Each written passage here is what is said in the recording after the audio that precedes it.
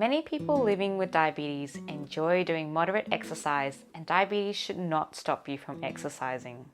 Physical activity is great for the body and the mind. Being physically active lowers blood glucose levels, lowers blood pressure and cholesterol levels, improves muscle and bone strength, improves mood, improves sleep quality, and lowers stress and depression, and lowers your weight.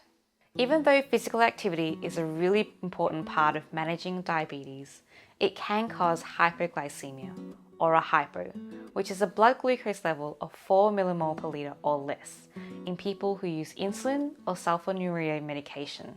The information in this video is intended for people with diabetes who use insulin. Worrying about having a hypo when you exercise is common. Exercise can cause hypos because we use the glucose in our blood as well as stored glucose in our muscles and liver to fuel the exercise.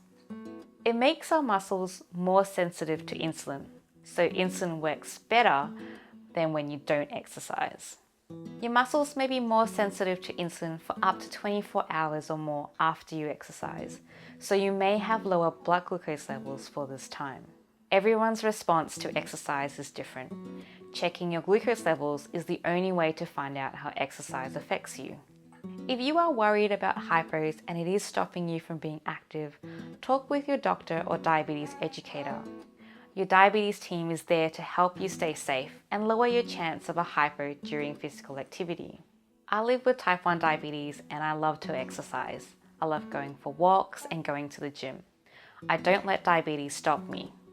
I check my glucose levels before and after every time I exercise and if I feel unwell. It's important to work with your diabetes team to come up with your exercise plan. An exercise plan will help you to manage your glucose levels with exercise and lower your risk of having a hypo. It may take some time and practice to get a plan that works for you. Some things to include in your exercise plan are when and how often to check your blood glucose levels. For example, before, during, and after physical activity. What glucose range you should be aiming for before, during, and after exercise. You may also need to lower your insulin dose. Your plan needs to tell you when to reduce your insulin dose and by how much, and this may take a bit of trial and error to work out. You may also need extra carbohydrate foods before, during, or after your exercise to avoid going low. We'll call these exercise carbs. What and how much you should be aiming to drink when you exercise. It is recommended to do 30 minutes of moderate intensity activity on most days of the week. This means working at an intensity where you can only just maintain a usual conversation. But remember that exercise can take any form that appeals to you. Varying your activities is a great way to reduce the risk that you'll get bored with an activity. Try and include a mix of cardiovascular and resistance exercise each week. Cardiovascular or cardio exercise are things like going for a walk or a run, a bike ride or a swim. Resistance or muscle strengthening exercise includes lifting weights at the gym or using a resistance band at home. These different types of exercises may affect your blood glucose levels differently. For example, resistance exercise can cause your glucose levels to rise initially. Your glucose levels may then drop later on. And don't forget about incidental activity. Physical activity is any movement that you can do that leads your muscles needing to use glucose for energy. And it all counts towards your exercise target. Follow your exercise plan if you are doing incidental activity like gardening, walking around the shops, or cleaning the house.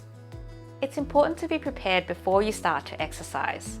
Work with your doctor or diabetes educator to help lessen your worry and help get active.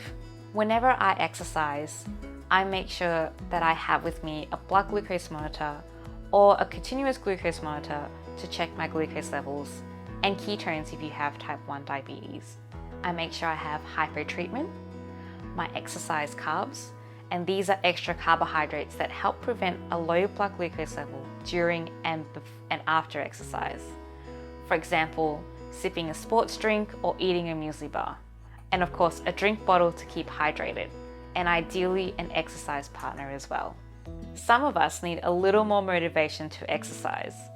So think about exercising with a friend or family member, doing different activities each day, setting yourself an exercise goal that you are sure you are able to do, and rewarding yourself when you achieve your goal.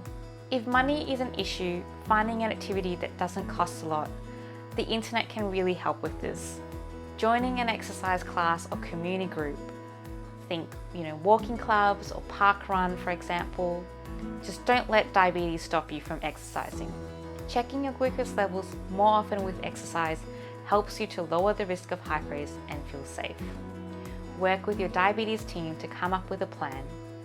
Being active is great fun and improves your mood, so go out there, move and have fun.